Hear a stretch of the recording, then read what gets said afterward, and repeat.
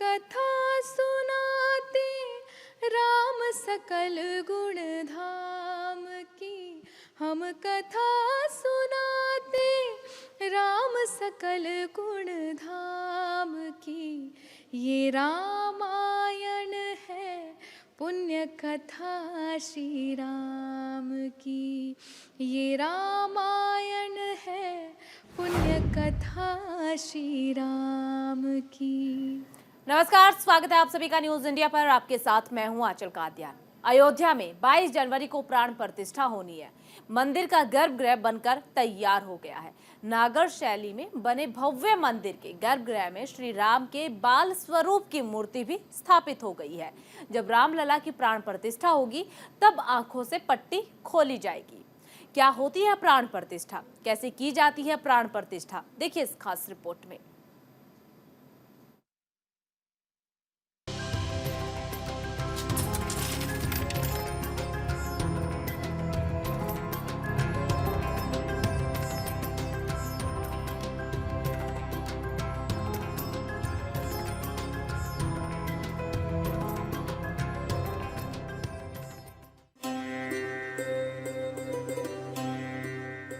समय कैसे बदलता है, इसका सटीक उदाहरण है देश भर में राम मंदिर को लेकर चर्चा। अयोध्या में निर्मित राम मंदिर को लेकर जो उत्साह है, उसमें बड़े बूढ़ों के साथ बच्चों की भी हिस्सेदारी है।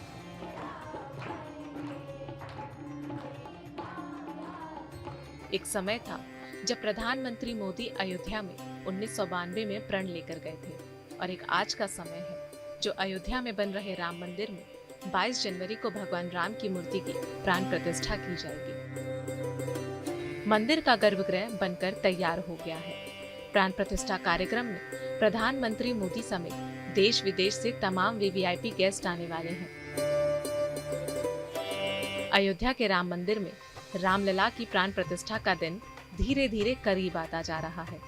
इससे पहले ही 16 जनवरी से कई अन्य अनुष्ठान भी शुरू हो गए हैं।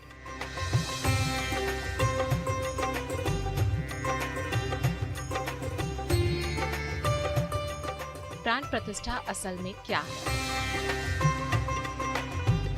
कैसे की जाती है प्राण प्रतिष्ठा, उपासक अपने इष्ट को प्राण या जीवन कैसे दे सकता है,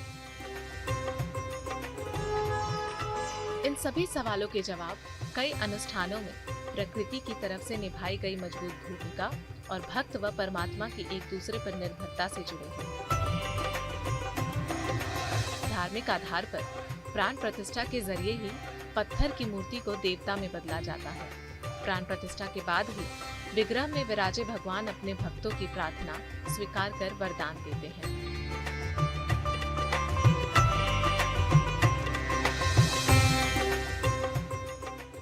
प्राण प्रतिष्ठा के लिए प्रतिमा को कई चरणों से गुजरना पड़ता है। दरअसल प्राण प्रतिष्ठा का मूल अर्थ होता है भगवान की प्रतिमा को जीवन देना।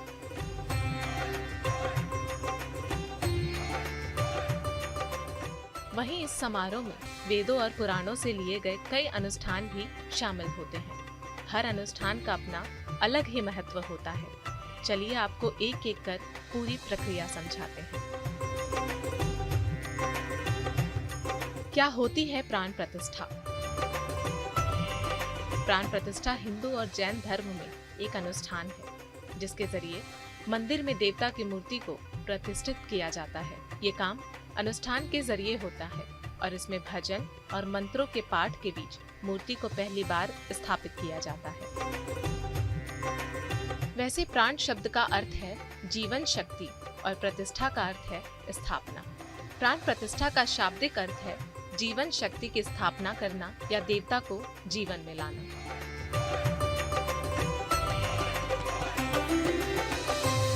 प्राण प्रतिष्ठा से पहले मूर्ति क्या होती है? प्राण प्रतिष्ठा हिंदू धर्म में महत्वपूर्ण अनुष्ठान है। बिना प्राण प्रतिष्ठा के किसी भी मूर्ति को पूजा योग्य नहीं माना जाता है, बल्कि निर्जीव मूर्ति मानते हैं। प्राण प्रतिष्ठा के जरिए उनमें शक्ति का संचार करके उन्हें देवता में बदला जाता है। इनके बाद वो पूजा और भक्ति के योग्य बन जाती हैं।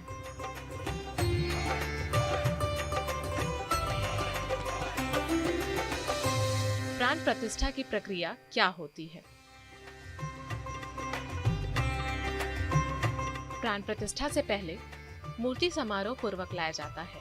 मंदिर के द्वार पर सम्मानित अतिथि की तरह विशिष्ट स्वागत किया जाता है।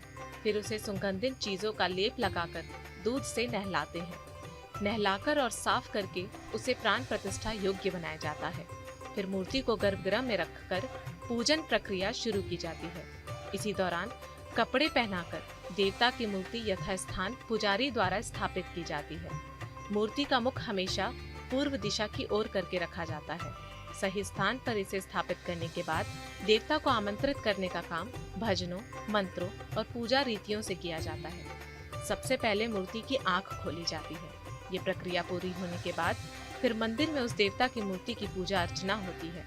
इस अनुष्ठान को हिंदू मंदिर में जीवन का संचार करने के साथ उसमें दिव्यता और आध्यात्मिकता की दिव्य उपस्थिति लाने वाला माना जाता है।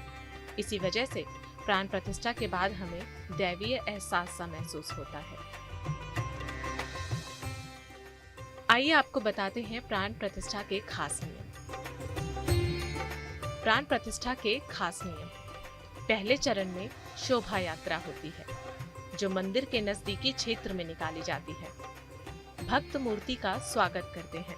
इस दौरान की जाने वाली जय जयकार से कुछ भक्ति प्रतिमा में पहुंच जाती है।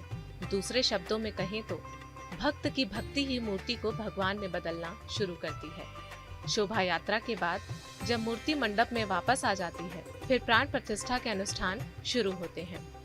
प्राण प्रतिष्ठा घर और मंदिर दोनों में स्थापित मूर्तियों के लिए आयोजित की जा सकती है। प्राण प्रतिष्ठा के लिए मंत्र जाप किया जाता है। प्रार्थना मूर्ति में देव के जीवन को स्थापित करने के लिए होती है। प्राण प्रतिष्ठा के लिए मूर्ति तैयार करने को कई अधिवास आयोजित किए जाते हैं। इनमें मूर्ति को अलग अलग सामग्रियों में डुबोया जाता है। अयोध्या में बन रहे राम मंदिर में 22 जनवरी को दोपहर 12:30 बजे रामलला की प्राण प्रतिष्ठा होगी। भव्य महल में रामलला की प्राण प्रतिष्ठा को लेकर सुरक्षा के लिहाज से कई नियम भी बनाए गए हैं। प्राण प्रतिष्ठा के दिन प्रवेश करने को लेकर उस निवेदन पत्र में कुछ महत्वपूर्ण बिंदु भी दिए गए हैं। इनका पालन करने पर ही मंदिर में एंट्री मिलेगी। आइए जानते हैं राम मंदिर में प्रवेश करने के लिए नियम क्या हैं। राम मंदिर में प्रवेश के लिए नियम। मंदिर में मोबाइल को ले जाना मना है। पर्स या कोई भी गैजेट्स नहीं ले जा सकते। रिमोट वाली चाबी ले जाने की अनुमति नहीं। बड़े संतजनों का छत्र, बवर, झोली कार्यक्रम स्थल पर वर्जित। निजी पूजा के लिए ठाकुर जी, सिंहासन, गुरु पादुकाएं भी वर्जित।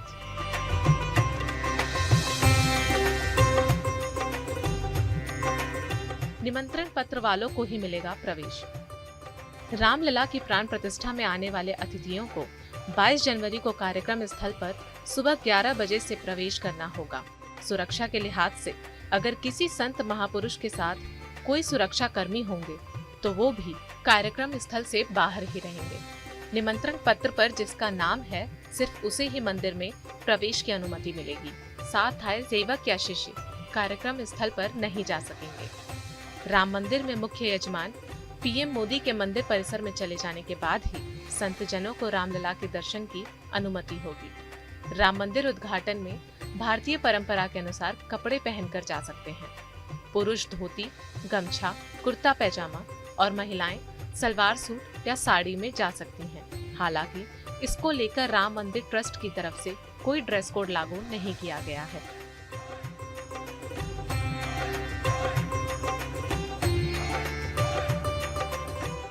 मंदिर में प्राण प्रतिष्ठा के लिए रामलला की 3 मूर्तियों को चुना गया था।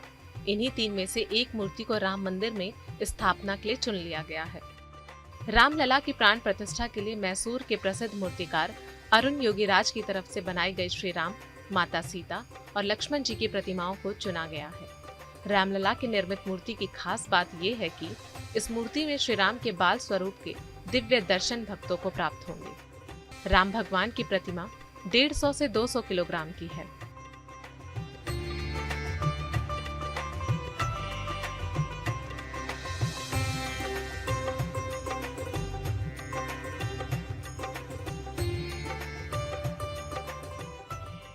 जिस प्रकार दिग्विजय सम्राट राजा दशरथ की जन्म जन्मांतर से अधूरी इच्छा रामलला की किलकारियों से पूरी हुई थी, मानो उसी प्रकार 22 जनवरी को भी राम भक्तों की मुराद पूरी होने जा रही है।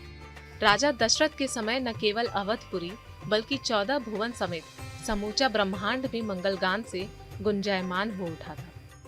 उसी प्रकार इस समय भी सिर्फ अयोध्या ही नहीं, पूरा देश मंगल बेला में शामिल हो रहा है। वहीं सूबे के मुख्यमंत्री योगी आदित्यनाथ का कहना है कि धर्म ही एक है और वो है सनातन धर्म। उन्होंने कहा कि हर देश काल और परिस्थिति में बिना रुके, बिना डिगे और बिना झुके जो कायम है वो सनातन है। दुनिया में बहुत लोग आए और चले गए, लेकिन सनातन ने किसी भी परिस्थिति में अपनी निरंतरता बनाए रखी। सनातन धर्म पंथ और उपासना विधि नहीं है। पंथ हमारे यहाँ वैष्णव हो सकता है, शाक्त है, शैव है या नाथ पंथ है, ये सभी पंथ हैं, संप्रदाय हैं, उपासना विधियां हैं। इस्लाम है, ईसाईयत है, सिखिज्म है, बुद्धिज्म है, ये या जैनिज्म है, ये उपासना विधियां हैं। धर्म एक है और वह सनातन धर्म। हर ओर राम मंदिर को लेकर उत्साह देखा जा रहा है। ऐसा लगता है कि मानो सारे मार्ग राम नगरी की ओर आ रहे हैं। आचार्य मिथिलेश नंदनी शरण के शब्दों में कहें तो सब भगवान के उस मंडप के नीचे एकाकार होना चाहते हैं जिसमें भूगोल कालीन बिछाता है, शास्त्र पहरेदारी करते हैं और देवत्व यहाँ बिखरे हुए फूल समेटकर अपने मुकुट में सजाते हैं। न्यूज इंडिया से प्रिया राय की रिपोर्ट।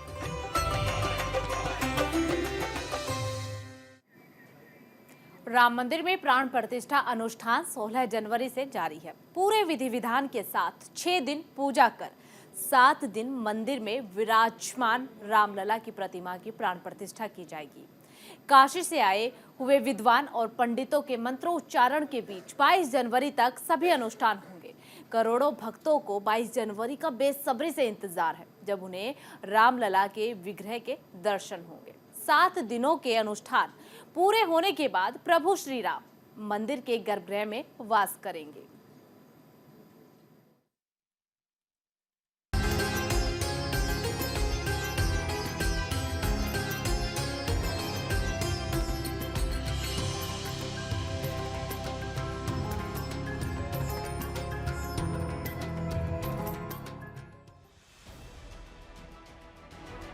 गर्भगृह में रामलला के विराजमान होने के साथ ही अयोध्या में राम मंदिर का भव्य स्वरूप दिखने लगा है।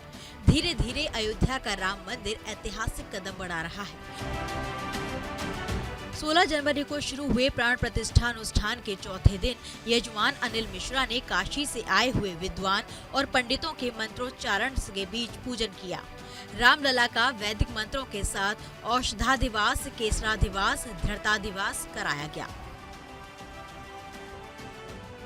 प्राण प्रतिष्ठा अनुष्ठान। अरणि मंथन से यज्ञ मंडप में अग्निदेव का किया आह्वान। वैदिक रीति रिवाज से यज्ञ में अग्नि प्रकट की। यज्ञ मंडप में 18 कलश स्थापित किए। विधि के अनुसार गणपति का पूजन किया। वास्तु शांति के लिए भी खास पूजन किया गया। औषधाधिवास, केसराधिवास, धृताधिवास, पंचभू संस्कार हुआ। शाम को धान्याधिवास के लिए पूजन और आरती हुई। आरणी मंथन से कुंड में अग्नि प्रकट कर पूजा पाठ किया गया। रामलला 20 जनवरी को वास्तु शांति के बाद सिंहासन पर विराजेंगे। 22 जनवरी को प्राण प्रतिष्ठा अनुष्ठान के बाद प्रतिमा के चेहरे से पट्टी हटाई जाएगी। यज्ञ अग्निकुंड की स्थापना। धार्मिक शास्त्रों के मुताबिक यज्ञ अग्निकुंड स्थापित करना जरूरी होता है। वातावरण में सकारात्मक ऊर्जा का प्रभाव बढ़ता है और नकारात्मक ऊर्जाएं दूर होती हैं। जड़ी बूटियों को यज्ञ में जलाने से वातावरण के कीटाणु नष्ट होते हैं। अग्निकुंड के धुएं से वातावरण शुद्ध होता है।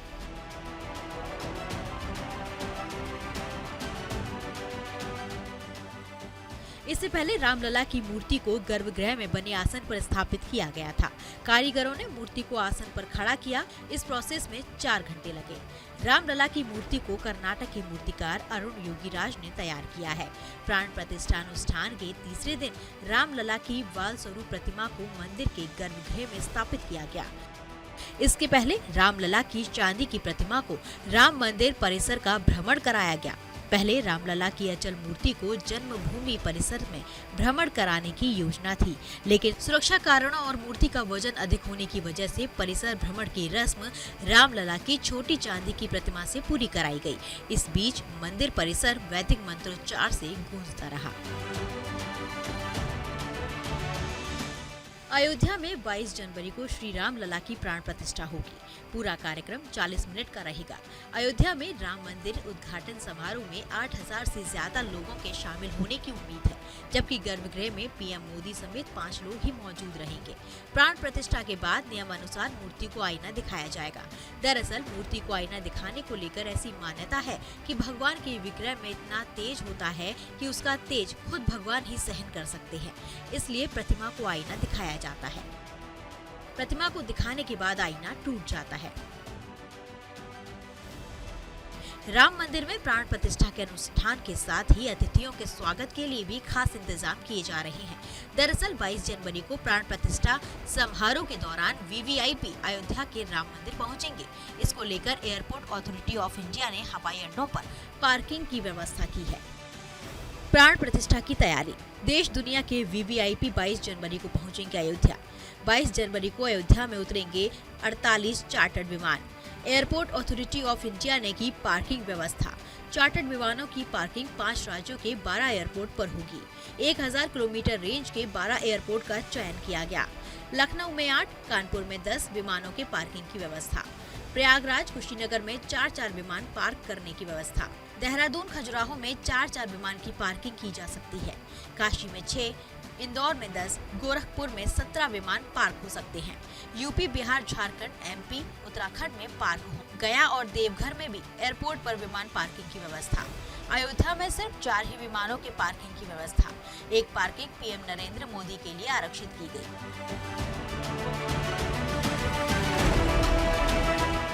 राम नगरी में प्रभु श्री राम के स्वागत के लिए लाखों की संख्या में श्रद्धालु पहुंच रहे हैं। ऐसे में सरकार के सामने सबसे बड़ा सवाल श्रद्धालुओं की सुरक्षा और उनके ठहरने की व्यवस्था करना है। 23 जनवरी को राम मंदिर आम लोगों के लिए खोल दिया जाएगा, यानी 22 जनवरी को प्राण प्रतिष्ठा होने के बाद ही बाकी लोग नील वर्ण के रामलला के दर्शन कर सकेंगे। फिलहाल अयोध्या नगरी में अतिथियों के स्वागत की तैयारियां जोर शोर से चल रही हैं। वहीं अयोध्या नगरी राम में हो गई है। न्यूज इंडिया के लिए संजीव कुमार की रिपोर्ट।